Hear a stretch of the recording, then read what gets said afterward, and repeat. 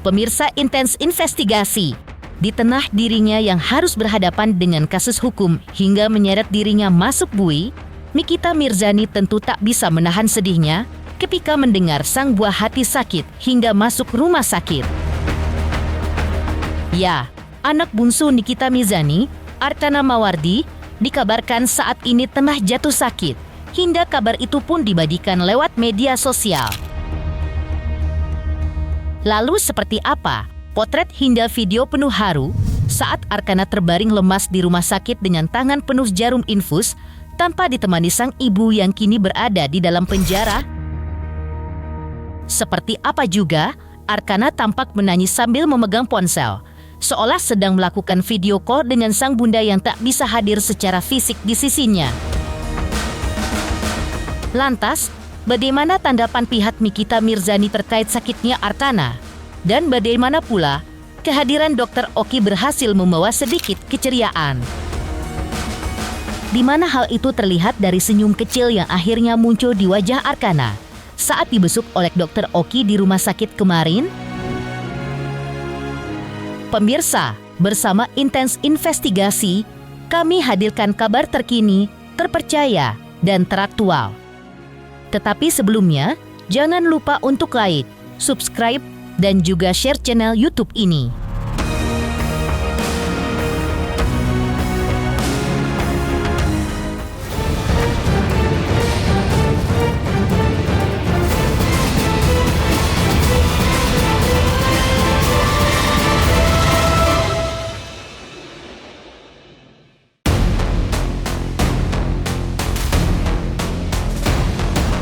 Kabar kurang menyenangkan datang dari anak bungsu Nikita Mirzani, di mana Archana Mawardi saat ini tengah jatuh sakit dan harus menjalani perawatan intensif di rumah sakit. Dari sejumlah foto dan video yang dibagikan melalui media sosial, terlihat jelas kondisi Archana yang terbaring lemah di atas ranjang rumah sakit dengan tangan kecilnya yang dipenuhi dengan jarum infus.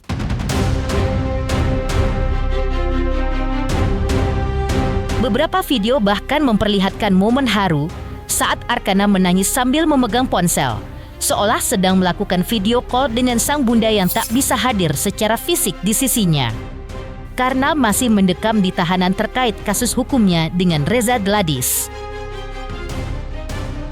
Kondisi ini tentu menjadi tamparan batin terberat bagi seorang ibu yang harus rela menyaksikan anaknya sakit dari balik jeruji tanpa bisa memeluk atau menenangkan langsung. Namun, di tengah keterbatasan itu, hadir sosok sahabat yang membawa secercah kehangatan dan perhatian. Dr. Oki, sahabat dekat Nikita, tampak datang menjenguk Archana secara langsung di rumah sakit. Kehadirannya berhasil membawa sedikit keceriaan, terlihat dari senyum kecil yang akhirnya muncul di wajah Archana saat dibesuk oleh Dr. Oki. Di sisi lain, Fahmi Bahmid, kuasa hukum Nikita, membenarkan kondisi putra kliennya saat ini sedang sakit. Namun ia tidak mengetahui secara detail sakit apa anak dari Nikita tersebut, karena menurut Fahmi fokus utamanya adalah mendampingi Nikita dalam proses hukum yang sedang berlangsung. Fahmi Bahmid menjelaskan terkait banyak pasal yang berubah saat sidang eksepsi dan JPU membacakan gugatannya terhadap Nikita Mirzani. Selain itu, Fahmi Bahmid juga menjelaskan terkait perubahan pasal dakwaan oleh JPU yang membuktikan bahwa laporan Reza Gladys terhadap Nikita keliru sejak awal. Fahmi menegaskan, sejak awal Reza Gladys melaporkan Nikita Mirzani dengan dugaan pemerasan yang diatur dalam pasal 368 KUHP. Namun dalam proses dakwaan, JPU justru menghapus pasal tersebut dan menggantinya dengan pasal 369 KUHP terkait pencemaran nama baik melalui ancaman tertulis maupun lisan. Fahmi pun menekankan bahwa pasal 369 KUHP yang kini dikenakan terhadap Nikita merupakan delik aduan yang berarti hanya bisa diproses jika korban melaporkan secara pribadi, bukan diwakilkan.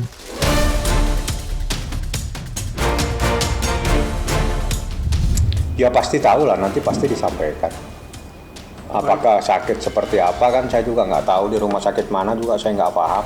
Yang jelas itu biarlah menjadi urusan Nikita dan suster, kan ada susternya yang ngawasi anak-anak seperti itu.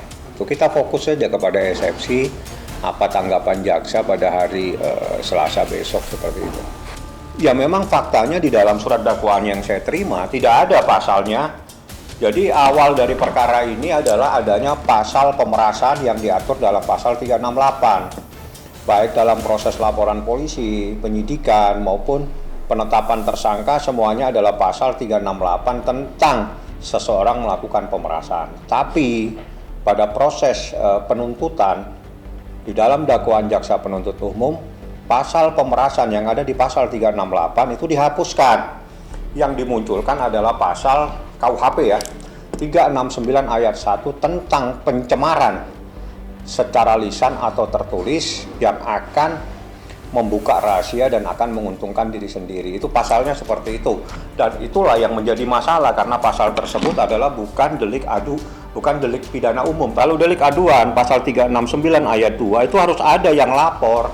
Tidak bisa dirubah seperti itu.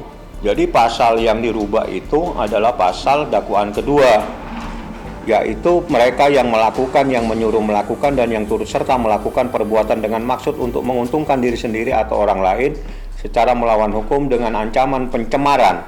Ancaman pencemaran baik dengan lisan maupun tulisan, atau dengan ancaman akan membuka rahasia, memaksa seseorang supaya memberikan barang, sesuatu yang seluruhnya atau sebagian kepunyaan orang itu atau orang lain, atau supaya membuat hutang atau menghapuskan piutang. Ini pasal 369 ayat 1 itu unsurnya ini ada di dakwaan kedua.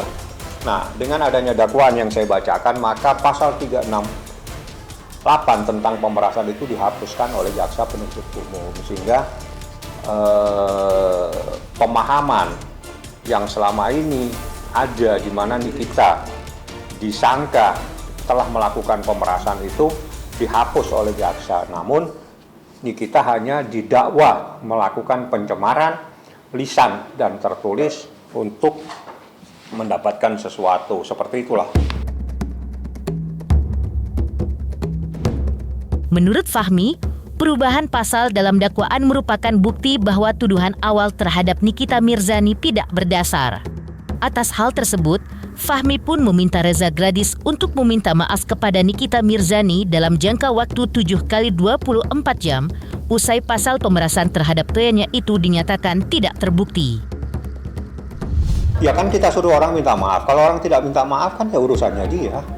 Kita kan tidak bisa. Namanya orang minta maaf itu ya kita hanya minta bahwa ada sesuatu yang salah. Di mana Anda pernah melaporkan Nikita itu melakukan pemerasan.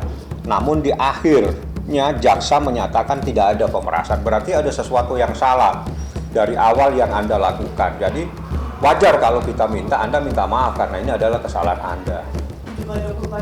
Iya, harus minta maaf. Kalau dia tidak minta maaf kan nanti urusannya kita pikirkan kemudian, karena itu kan urusan hukum. Iya, udah kita kasih waktu. Itu nanti, jadi permintaan maaf itu adalah moral. Kalau suruh secara moral minta maaf tidak mau, maka hukum yang akan berlaku. Kalau hukum yang berlaku berarti proses hukum. Apakah kita laporkan atau tidak, kita tunggulah proses lebih lanjut.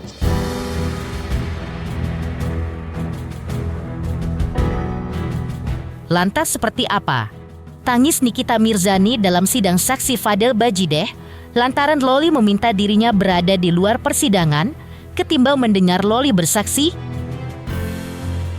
Seperti apa juga Nikita menyebut tidak akan memasukkan Fadel karena perbuatan Fadel dinilai sudah menghancurkan Loli hingga Nikita menyebut najis dan jijik bertemu dengan keluarga Fadel?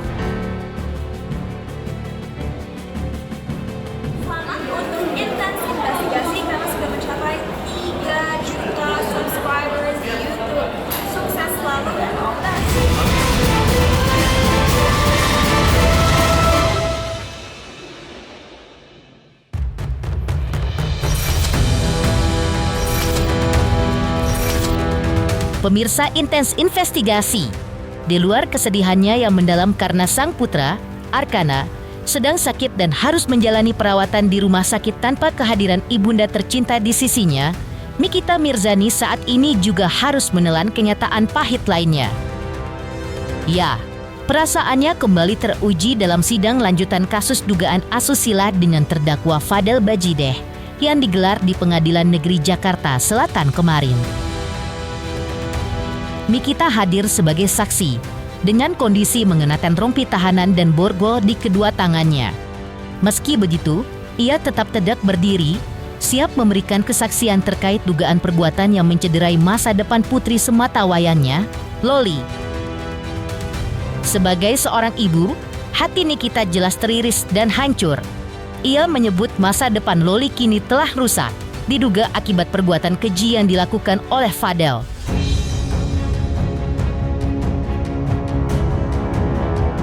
Dan itulah yang membuat Nikita tak sanggup menahan rasa kecewa dan amarahnya. Sebelum memasuki ruang sidang, dengan tegas Nikita mengatakan bahwa dirinya tidak akan pernah memaafkan Fadel. Bahkan lebih dari itu, ibu 3 anak ini menyebut bahwa dirinya merasa jijik dan najis jika harus bertemu dengan keluarga Fadel. Dia masih belum bisa menerima maaf ya kan Niki ya? Enggak, Gak akan apa gimana kan? tidak akan. Sambil berjalan. Tidak, Kenapa alasan? Jalan. karena putri sematawayang saya sudah dihancurkan. Bertemu sama keluarganya Fadel mungkin seperti Agak apa? jijik sih ya. Dalam persidangan yang digelar kemarin di Pengadilan Negeri Jakarta Selatan, suasana mendadak memanas saat Loli, putri sulung Nikita, memberikan kesaksian penting di hadapan majelis hakim. Nikita sempat berteriak di ruang sidang, sehingga majelis meminta dirinya untuk keluar ruangan saat Loli mulai berbicara. Ternyata, keputusan itu bukan tanpa alasan. Loli secara pribadi meminta agar sang ibu tidak mendengarkan langsung kesaksiannya karena tak ingin menyakiti hati ibundanya.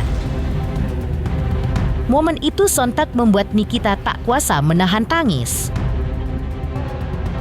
Dari luar ruang sidang, ia terlihat begitu emosional dan hancur karena sebagai ibu, sangat berat rasanya harus berada di luar ruangan ketika anaknya sedang bersaksi. Sebagai ibu tunggal, Nikita mengaku terpukul, apalagi ketika dirinya harus menerima kenyataan bahwa masa depan sang anak kini tak lagi sama. Di sisi lain, Nikita juga mengungkap bahwa pihak Fadel sempat menyampaikan permintaan maaf, namun bagi Nikita dan kuasa hukumnya, itu tak cukup. Dengan tegas, kuasa hukum Nikita, Fahmi Bahmit, menyatakan kliennya tidak akan memaafkan Fadel. Karena Loli tidak akan pernah bisa kembali seperti semula. Selain itu, Nikita juga belum siap menghadapi kenyataan bahwa hancurnya masa depan anak sulungnya itu akibat ulah dari seseorang. Tadi teriak-teriak di dalam, kenapa sih Ami kalau boleh tahu Ami?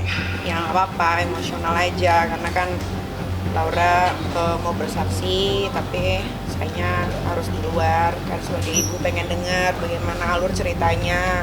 Ya nangis kan, itu Loli putri sematawayang kan. Tapi alhamdulillah Laura juga tadi sudah memberikan kesaksian. Aku juga udah memberikan kesaksian, yang nanti tinggal tunggu aja proses selanjutnya. Atau gimana sih Mi sampai? Ya sudah, yang terjadi sudah terjadi. Ya gimana lah kalau jadi seorang ibu single parent.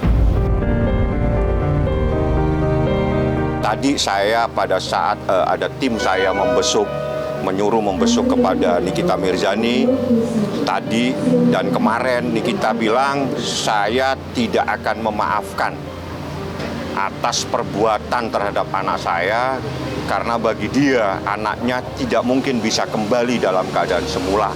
Secara mental, secara semuanya dia merasa betul-betul sulit dia untuk memberikan maaf terhadap pelaku yang telah mengorbankan anaknya. Itu yang disampaikan kepada saya. Jadi maaf itu sampai detik tadi. Kemarin saya berkomunikasi tadi, saya suruh tim ke sana, belum dia memberikan maaf. Karena dia belum siap untuk melihat kenyataan bahwa hancurnya masa depan anaknya akibat ulah daripada seseorang seperti itu. Lantas, seperti apa juga Dalam kasus Fadel ini, Nikita Mirzani berharap bahwa Fadel dijatuhi hukuman maksimal, yaitu 15 tahun penjara. Untuk intens investigasi karena sudah mencapai 3 juta subscribers di YouTube. Sukses selalu dan all the best.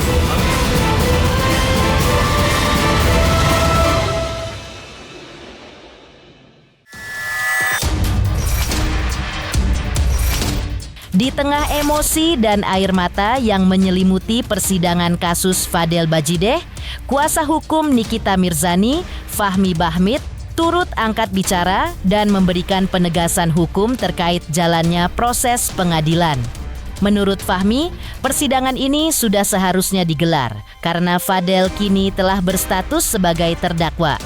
Mengingat perkara ini menyangkut asusila terhadap anak di bawah umur, maka secara otomatis sidang digelar tertutup demi menjaga privasi dan perlindungan korban.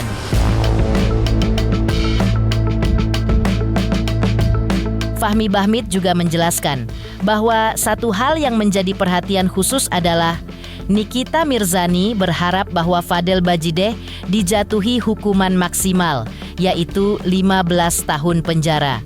Karena menurut Nikita, sosok terdakwa Fadel telah merenggut masa depan putrinya, Loli, yang telah ia sekolahkan ke London, toh berujung berantakan. Yang ia tuding gara-gara ulah Fadel Bajideh. Harus disidangkan ya, karena dia sudah jadi saat ini terdakwa ya untuk disidangkan. Seingat saya juga tahu nomor perkaranya, tapi mungkin saya harus lihat supaya saya nggak salah. Jadi karena itu sidang adalah terkait dengan kesusilaan dan terkait dengan anak, sidangnya pasti tertutup. Ya, teman-teman media boleh ke sana tapi mungkin tidak bisa masuk di ruangan sidang. Itu adalah Nikita Mirzani sebagai pelapor, sekaligus sebagai ibu kandung. Setelah itu Laura, soal siapa yang datang, saya berharap dua-duanya didatangkan bersamaan. Saya berharap nanti saya coba komunikasikan biar anaknya bisa bertemu juga dengan Nikita Mirzani di pengadilan. Saya harapkan ya 15 tahun sesuai dengan ancaman maksimal. Karena apa? Ini menghancurkan masa depan seorang anak yang akan berangkat ke luar negeri, yang sekolah di luar negeri.